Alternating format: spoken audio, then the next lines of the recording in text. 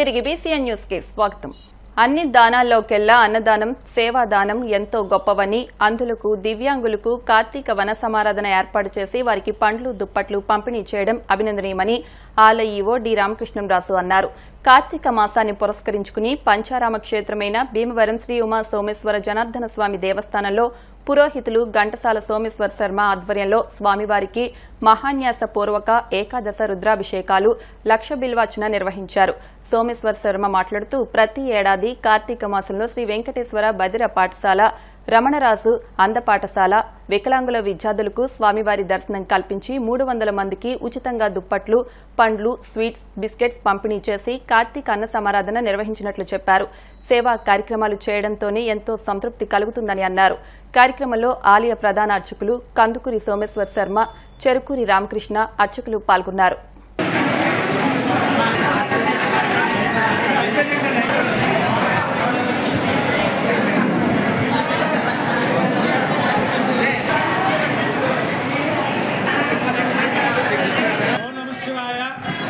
పంచారామ క్షేత్రంలో సోమేశ్వర దేవస్థానాల్లో పురోహితులు ఘంటసాల సోమేశ్వర గారి ఆధ్వర్యంలో మరి అలాగే ఆలయ అర్చకులు సోమబాబు గారు, రామకృష్ణ గారు వారి ఆధ్వర్యంలో, అలాగే యువ గారు మరి యొక్క ఆలయ సిబ్బంది వారి ఆధ్వర్యంలో మా శర్మ గారు ప్రతి సంవత్సరం కూడా లోక కళ్యాణార్థమై సేవా కార్యక్రమాలు లక్ష్మీ పూజ అభిషేకాలు జరిపిస్తుంటారు. అందులో భాగంగా ఈరోజు ప్రతి పాఠశాల పిల్లలందరికీ ఫుడ్స్, బుక్స్, దుప్పట్లు, రకరకాలైనటువంటి వాళ్ళకి ఉపయోగపడే వస్తువులను కూడా ఇవ్వడం జరుగుతుంది. ఘంటసాల శర్మ గారు పురోహితులు ఆయన ఆధ్వర్యంలో దాతల సహకారంతో ఇటువంటి కార్యక్రమాలు చేస్తున్నారు. వారికి సోమేశ్వర స్వామి అనుగ్రహం కలగాలని చెప్పి కోరుకుంటున్నాం.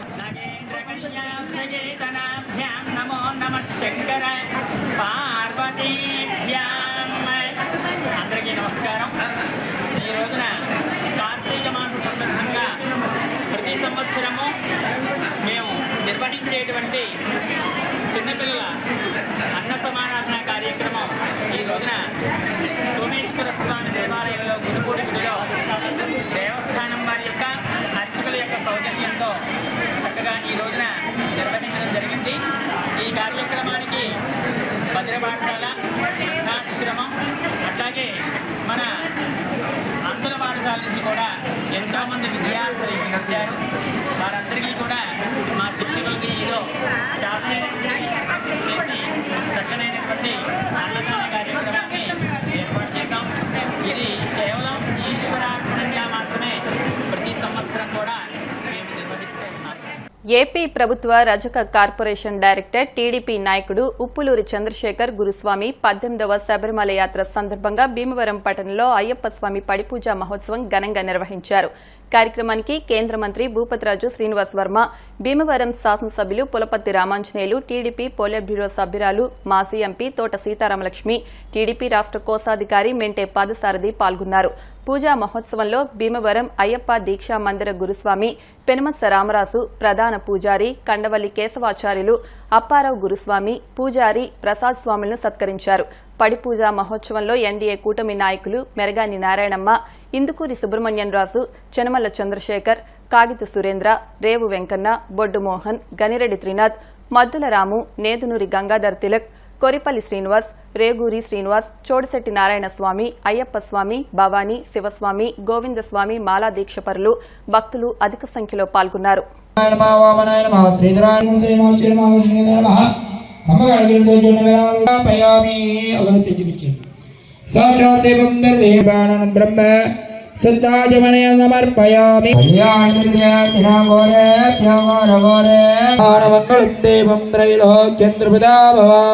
రెండు పూలు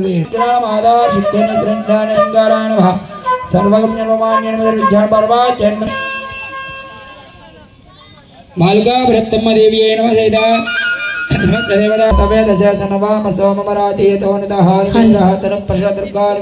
విద్యార్థులు గ్రంథాలయాలను సద్వినియోగం చేసుకోవాలని విశ్రాంత ప్రధానోపాధ్యాయురాలు కాకర్ల రాజరాజేశ్వరి మెప్మా మాజీ అధ్యక్షురాలు మోరా జ్యోతిరెడ్డి అన్నారు. మండల కేంద్రమైన ఆకివీడు మాదివాడలో శాఖా గ్రంథాలయం వారోత్సవాల ముగింపు సందర్భంగా జరిగిన సాంస్కృతిక కార్యక్రమాల్లో బహుమతి ప్రదానం జరిగింది. ఈ సందర్భంగా వారు మాట్లాడుతూ విద్యార్థులు గ్రంథాలయాలు ఉపయోగించుకోవడం ద్వారా మేధస్సు పెరగడంతో పాటు ఉన్నత ఉద్యోగాలు సాధించవచ్చన్నారు.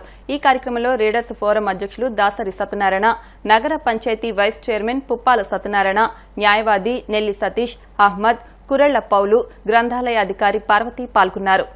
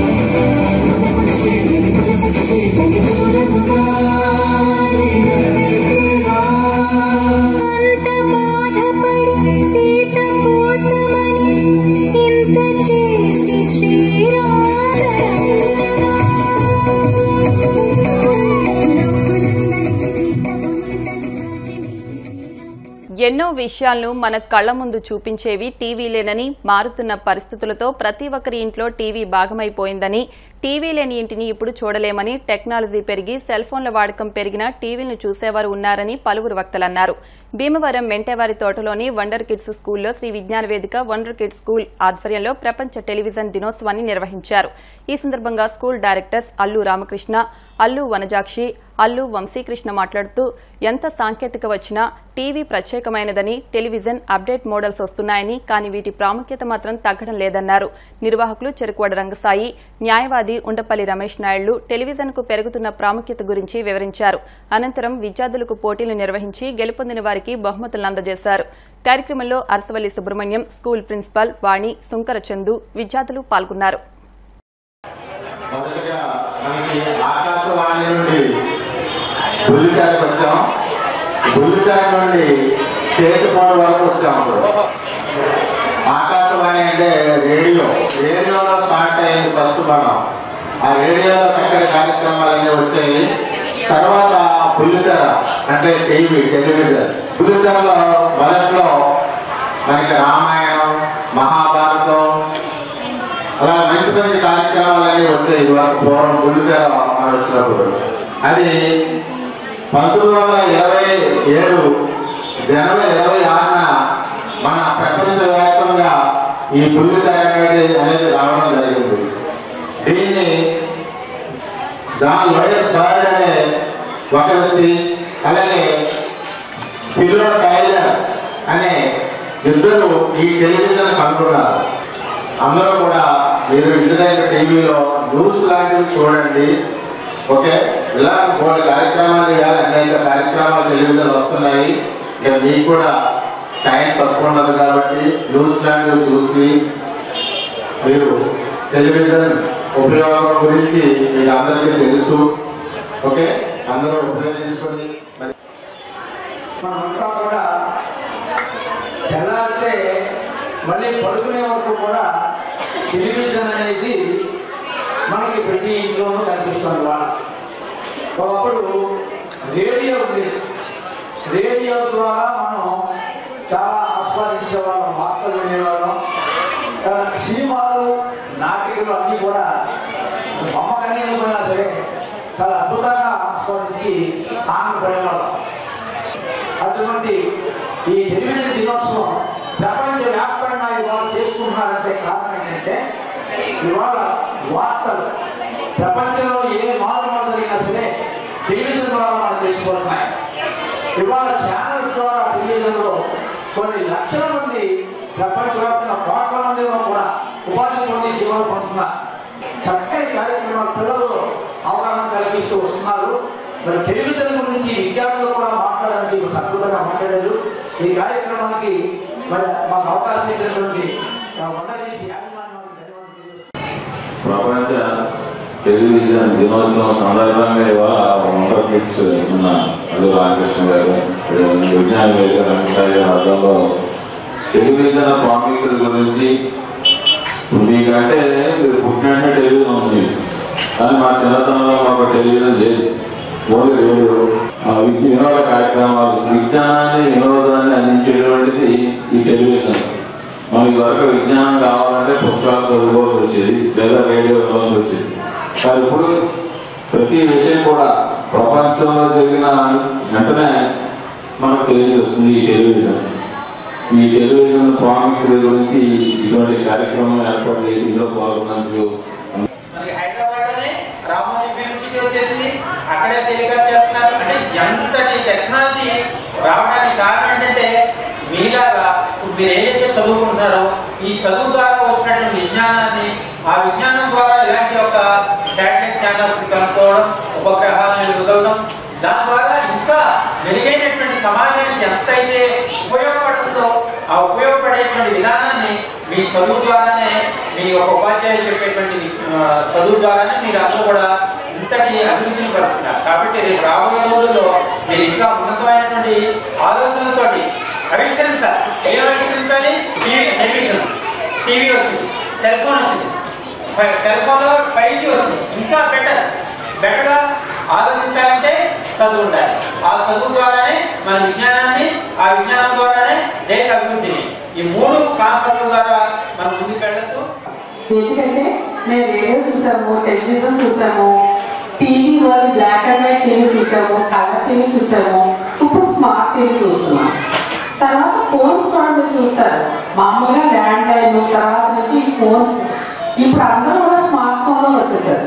అదంతా ఏంటంటే మనం ఇప్పుడు ఇది జరుగుతుంది, నెక్స్ట్ మనకి ఇంకా ఎలా అయితే బెటర్ అని ఆలోచించి యంగ్స్టర్స్ ప్రతి ఒక్కళ్ళు కూడా ఆలోచిస్తూ కూడా దీన్ని మనకి అందుబాటులో తీసుకొస్తున్నారు.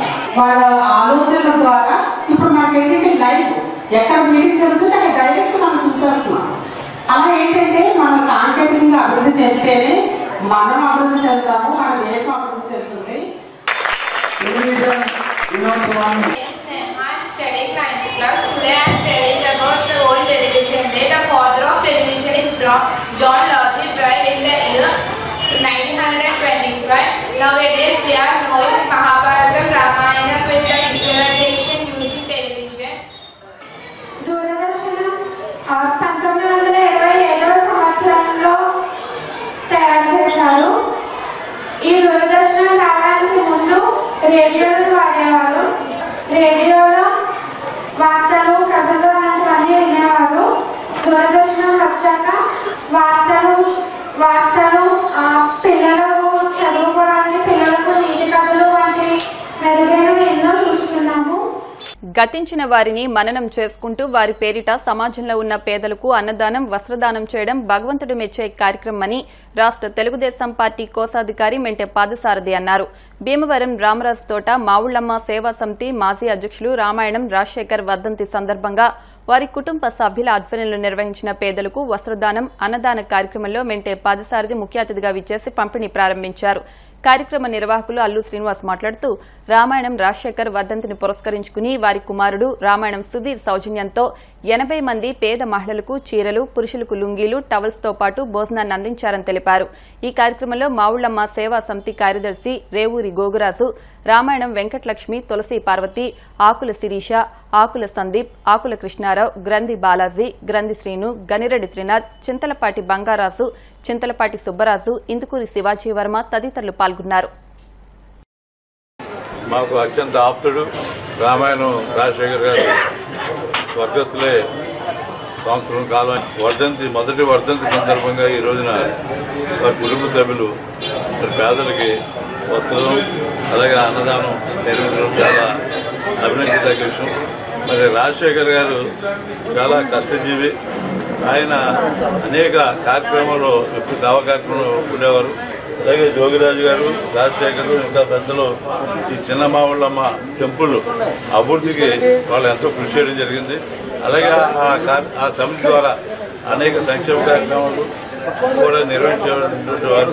అలాగే రాజశేఖర్ గారు మా అందరికీ కూడా చాలా ఆప్తులుగా ఉండేవారు. ఎక్కడికైనా పలకరించినా ఎంతో ప్రేమతోటి నన్ను కూడా ఒక స్నేహితుడిగా ఎంతో నన్ను ఆదరించేవాడు.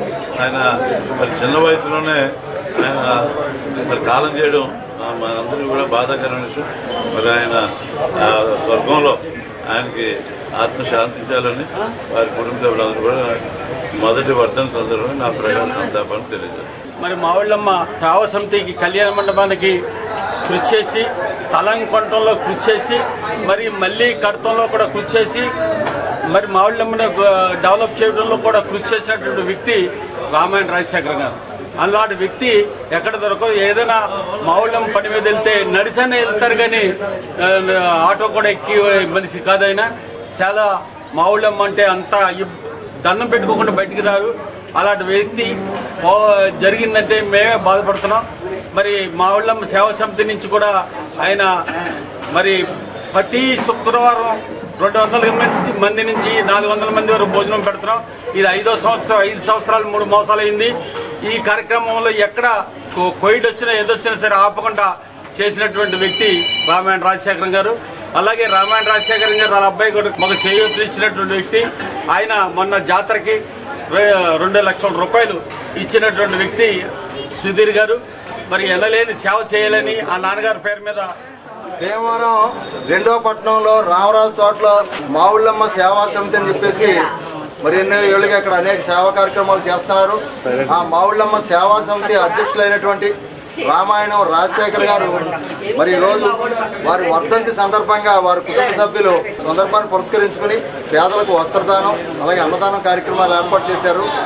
మరి రాజశేఖర్ గారు ఆ సేవా సమితి ద్వారా మన సభ్యుల సహకారంతో మరి ఎన్నో పుణ్య కార్యక్రమాలు అలాగే మావుళ్ళమ్మ ఆలయానికి సంబంధించినటువంటి అనేక కార్యక్రమాలు జాతరలు అన్నీ కూడా చేయడం జరిగింది వారి సమితి ద్వారా. అలాగే వారి సేవా సమితి ద్వారా కూడా ఇక్కడ ఏదన్నా ప్రకృతి వైపరీత్యాలు సంభవించినప్పుడు ఆ వార్డులో కానీ ఎవరికైనా ఏదో ఆపదొస్తే ఆ సేవా సమితి ద్వారా భోగిరాజు గారు కానీ వారి సభ్యులు కానీ వీరందరూ కలిసి రాజశేఖర్ గారి ఆధ్వర్యంలో ఏదో పుణ్య కార్యక్రమం సంవత్సరంలో ఎప్పుడు చేస్తూ ఉండేవారు. మరి ఆయన గతించి సంవత్సరం కావస్తుంది. ఆ జ్ఞాపకాలు ఇంకా మరి వాటికి కూడా మర్చిపోలేకపోతున్నారు. టీడీపీ సభ్యత్వ నమోదు కార్యక్రమం చురుగ్గా జరుగుతోందని సర్పంచుల ఛాంబర్ మండల అధ్యక్షుడు వాండ్రం గ్రామ సర్పంచ్ దాసరి వెంకటకృష్ణ తెలిపారు. ఉండి మండలం వాండ్రం గ్రామంలో టీడీపీ సభ్యత్వ నమోదు కార్యక్రమాన్ని గురువారం పరిశీలించిన ఆయన మాట్లాడారు. టీడీపీ జాతీయ అధ్యక్షులు ముఖ్యమంత్రి నారా చంద్రబాబు నాయుడు ఆధ్వర్యంలో ఎమ్మెల్యే కనుమూరు రఘురాం కృష్ణంరాజు నాయకత్వంలో పార్టీ బలోపేతానికి కృషి చేస్తున్నామని వివరించారు. గ్రామంలో ప్రతి ఒక్కరికి సభ్యత్వాన్ని ఇవ్వడమే ధ్యేయంగా పనిచేస్తున్నామని 2-3 రోజుల్లో 100% సభ్యత్వ నమోదు పూర్తి చేస్తామన్నారు. సూపర్ 6లో ఇచ్చిన హామీల అమల్లో మహాకూటమి ప్రభుత్వం చేస్తున్న కృషికి ప్రజల నుంచి అనూహ్యమైన స్పందన లభిస్తుందని వివరించారు. ఈ కార్యక్రమంలో వాండ్రం మాజీ సర్పంచ్ యాడంగి యేసు, మీసాల అప్పలకృష్ణ, టీడీపీ నాయకులు పాల్గొన్నారు. పార్టీ ఆదేశాల మేరకు రఘురామ కృష్ణరాజు గారు ఆదేశాల మేరకు ఎమ్మెల్యే గారు ఆదేశాల మేరకు కూడా పార్టీ మరి కరిమర్గ నాగరాజు గారు ఉండి మండల అధ్యక్షులు వారు ఆధ్వర్యంలో మేము పనిచేస్తున్నాం. తప్పనిసరిగా ఈ ప్రోగ్రాము పూర్తి చేసి నారా చంద్రబాబు గారి నాయకత్వంలో అలాగే లోకేష్ గారి నాయకత్వంలో పవన్ కళ్యాణ్ గారు నాయకత్వంలో అలాగే బీజేపీ మోడీ గారి నాయకత్వంలో ఇవాళ ఆంధ్రప్రదేశ్లో మరి ఎలక్షన్ వాగ్దానం చేసిన కార్యక్రమాలన్నిటిలో కూడా మరి పెన్షన్ విషయంలో మరి పాత ఏరియర్స్ కూడా ఇచ్చి మరి పాతది కొత్తది 4,000 కాడికి హామీ ఇచ్చిన ప్రకారంగా మరి ఇవాళ ప్రజల్లోకి గ్రామాల్లోకి పెన్షన్దారులందరూ కూడా చాలా ఆనందంగా ఉన్నారు. అలాగే మరి గ్యాస్ దీపం పథకం కూడా మరి మహిళలకి వాగ్దానం ఇచ్చిన ప్రకారంగా అవి కూడా అర్హులైన అందరికీ కూడా అది కూడా ఇవ్వటం జరుగుతుంది. అలాగే పెన్షన్ విషయంలో కొత్తవి కూడా అర్హులైన వారందరికీ కూడా జనవరిలో కొత్త ఇవ్వటం జరుగుతుంది. తెలుగుదేశం పార్టీ సభ్యత్వం గురించి మరి ప్రతి గ్రామాల్లో తెలుగుదేశం సభ్యత్వం తీసుకోవాలనే కోరికతో మరి పార్టీ ఆదేశాల మేరకు అలాగే మరి ఉండి నియోజకవర్గం రఘురామ కృష్ణరాజు గారి ఆధ్వర్యంలో మరి వారు ప్రతి గ్రామంలో కూడా మన పార్టీ పూర్తిగా బలోపేతం చేయాలి. మరి తెలుగుదేశం సభ్యత్వాలు కూడా అందరినీ కూడా చేయించడం జరుగుతుంది. మహిళలు గ్రామాల్లో అందరూ కూడా తెలుగుదేశం సభ్యత్వం తీసుకోవాలని కోరుతూ ఉన్నారు. ఎందుకంటే ప్రతి దానికి సభ్యత్వం తీసుకున్న వారందరికీ కూడా మరి 5 లక్షల రూపాయలు ఇన్సూరెన్స్ ఇవ్వటం గురించి ఇస్తున్నారు. కాబట్టి ప్రతి మహిళ కూడా అందరూ కూడా తెలుగుదేశం సభ్యత్వం తీసుకుందామని చేస్తున్నారు. మాది ఉండి మండలం వాండ్రం గ్రామంలో నిన్నటి నుంచి ఈ ప్రోగ్రాం జరుగుతుంది. దీని అందరికీ కూడా మరి గ్రామంలో అందరూ కూడా తప్పనిసరిగా 100% తీసుకుందామనే ఉద్దేశంలో ఉన్నారు. అందుకు కాబట్టి ఆ ప్రోగ్రాంలో ఇక్కడ పనిచేస్తున్న మెసల్ అప్పలకృష్ణ గారు, అలాగే యాడింగ్ ఏస్ గారు, మరి ఇక్కడ ఉన్న నాయకులందరూ కూడా కలిసి ఈ ప్రోగ్రాం చేస్తున్నాం.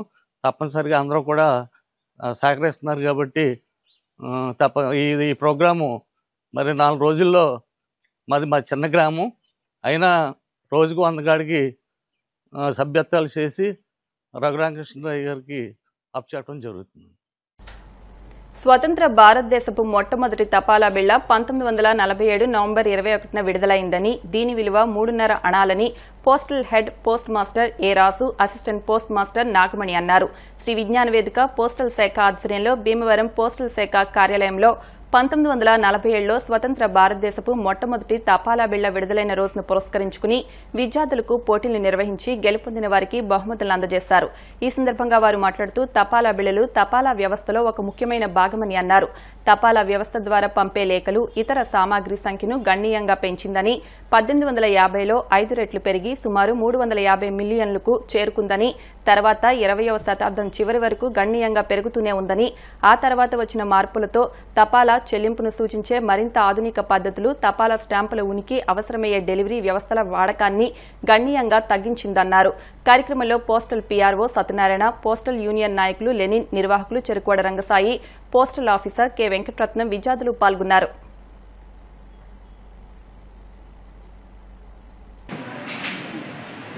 ఇటువంటి కార్యక్రమాలను మా పోస్ట్ ఆఫీస్లో చేయడం చాలా గొప్ప విషయంగా భావిస్తూ ఈ అవకాశాన్ని ఇచ్చిన రంగసాయి గారికి కృతజ్ఞతలు. అందరికీ నమస్కారం. పోస్టల్ స్టాంప్ ఆవిష్కరణ దినోత్సవాన్ని జరుపుతున్నటువంటి శ్రీ విజ్ఞాన వేదిక కన్వీనర్ రంగసాయి గారికి, హాజరైనటువంటి అందరికీ కూడా ప్రత్యేక అభినందనలు.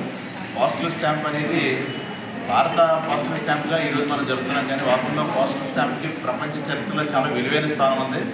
పోస్టల్ స్టాంప్స్ అనేవి చరిత్రకు సంబంధించినటువంటి ఆనవాలు.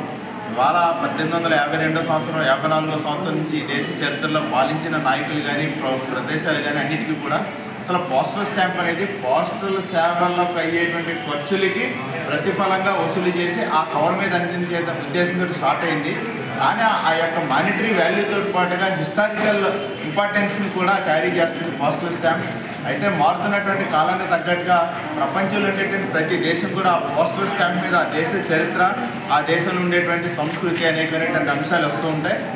ఏమైనప్పుడు కూడా భారతదేశంలో పురాతనమైనటువంటి కాలం నుంచి ఉన్నటువంటి పోస్టల్ స్టాంప్ అంటే ప్రజల్లో సామాన్య ప్రజానీకంలో పోస్ట్ ఆఫీస్ అంటే ఇమీడియట్గా గుర్తొచ్చేది స్టాంపు.